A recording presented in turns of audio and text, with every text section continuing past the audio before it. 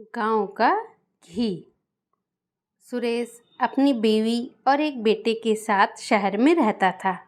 एक दिन उसकी माँ गांव से आई और वह बोली, अरे बेटा सुरेश, तुम कितने पतले हो गए हो और मेरे पोते को भी देखो कितना दुबला हो गया है।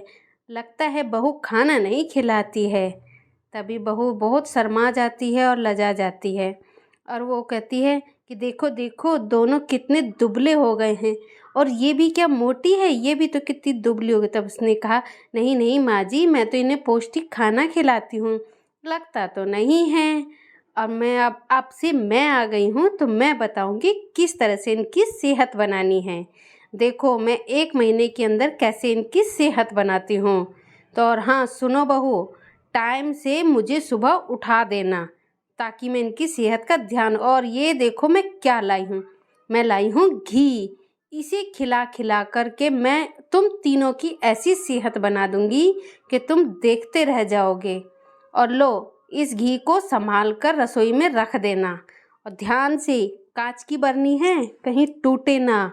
और सुन बहू, रोज इसमें से घी खाना है और मैं बताऊंगी कैसे खाना है। तो इसी तरह से फिर धीरे धीरे अगली सुबह हो जाती है।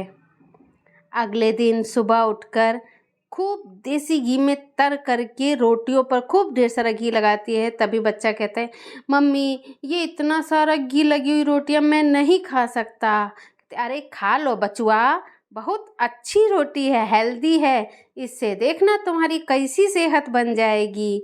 हैं, ये घिसी पिटी बेकार सी बासी रोटी खाते हो, ले खा।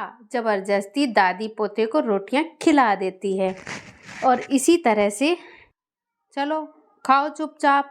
अरे माँ, मैं इतना घी नहीं खाऊंगा, तुम समझती क्यों नहीं हो, समझा करो। और इतना घी हमारे से झिलेगा भी नहीं क्योंकि मैं इतना घी नहीं खाता हूँ। ये चुपचाप रोटी खा लो, हम जैसे बोल रहे हैं वैसे ही चुपचाप खाओ। देसी घी खाना बहुत ज़्यादा ज़रूरी होता है। तुम्हें बात समझ नहीं आती है, खाकर देखो, धीरे धीरे आदत भी पड़ जाएगी। समझ नहीं आता, बेचारा चुपचाप उन रोटियों को खा लेता है। बहू भी खा लेती है। तभी एक दिन उनके घर में उसकी सहेली शीला आती है।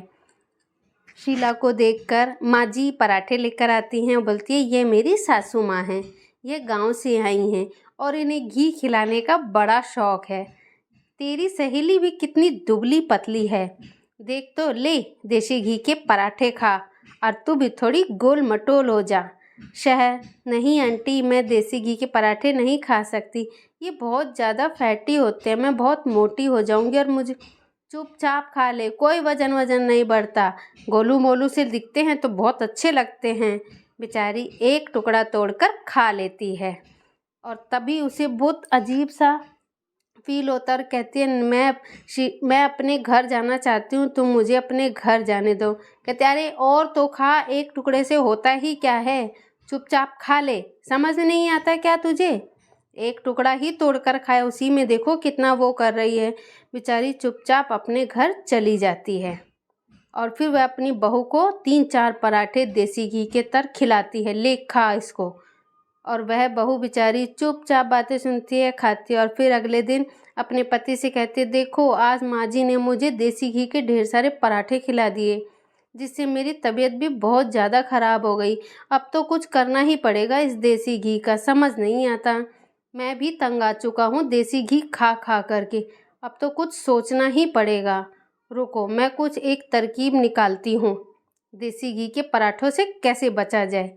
इस देसी घी ने तो हमारी नाक में दम कर दिया है। मम्मी रुको, मैं एक आइडिया बताता हूँ आपको कि हम देसी घी से कैसे छुटकारा पाएँ। हाँ हाँ, बता बता, क्या आइडिया है। तो सुनो मेरी बात, मैं जैसा कहूँ वैसा करते जाना। और अगली सुबह जब दादी आती है, अरे बहू कहाँ चली गई हो, चाय की तलब लग रही है, ज़रा चाय तो दे आओ, सुबह से बहुत देर हो गई। हाँ माँ जी आइए, लीजिए चाय। अरे ये क्या, चाय में घी, इतना सारा घी, ओहो बहू चाय में घी कौन डालता है, इतना सारा घी। माँ जी आप ही ने तो कहा था हमें हर चीज़ में घी खाना चाहिए, घी से सेहत बनती है ना, मैं तो आप ही की बात मान रही हूँ। बेचारी सास चुपचाप उस चाय को देखती रहती है और उसे धीरे धीरे एक एक घूंट करके पी लेती है। बेचारी बहुत दुखी सोचती है, चलो कोई नहीं। फिर तभी वह बिस्किट भी ले आती है और बिस्किट पर ढेर सारा घी डालती है। फिर कहती, अरे बहू, ये बिस्किट पर घी कौन डालता है, तुम्हें समझ नहीं आता? अरे माँ जी, आप ही तो कहती हैं हमें घी खाना चाहिए, तो घी हमें हर चीज़ में खाना चाहिए। खाइए खाइए, अच्छा होता है घी। बेचारी सासू माँ एक एक बिस्कुट करके सारे बिस्कुट खा गई जो। और फिर अगली सुबह पोता आता है, एक गिलास दूध लेता है, उसमें ढेर सारा घी डाले। लो दादी, दूध पियो, बहुत टेस्टी है और इसके अंदर ढेर सारा घी भी है। नहीं बचुआ, दूध में घी कौन डालता है, और ये तो पी नहीं पाएंगे। नहीं दादी, आपको पीना ही पड़ेगा, घी है आखिर सबसे ज़्यादा सेहतमंद, इससे तो ताकत आती है ना, आप पियो तो। वह ज़बरदस्ती दादी को सारा दूध पिला देता है। दादी बेचारी बहुत दुखी हो जाती है। उसके अगले दिन बेटा आता है, अरे सुनो, देखो मैं ढेर सारे आम लाया हूँ, चलो इन आमों को काट दो, सब मिल कर के खाएंगे। वाह, ये आम मुझे बहुत ज़्यादा पसंद हैं। लो, हाँ बेटा, बहू जाओ मेरे लिए भी आम काट के ले आना, मुझे भी आम बहुत पसंद है। मैं सोचती है सही, वह आमों को छील कर काट कर एक प्लेट में लगा देती है। और फिर जैसे ही वह आम उठाती है, कहती है, रुकिए माँ जी, एक मिनट रुकिए, अभी इसके ऊपर एक चीज़ डालनी बाकी है, आप थोड़ा सब्र कीजिए। वह अंदर से घी का डब्बा लेकर आता है और उस आम के ऊपर ढेर सारा घी डाल देता है, भर भर कर घी आम के ऊपर। कहते हैं, लीजिए माँ जी, अब खाइए सेहतमंद आम, घी से भरे।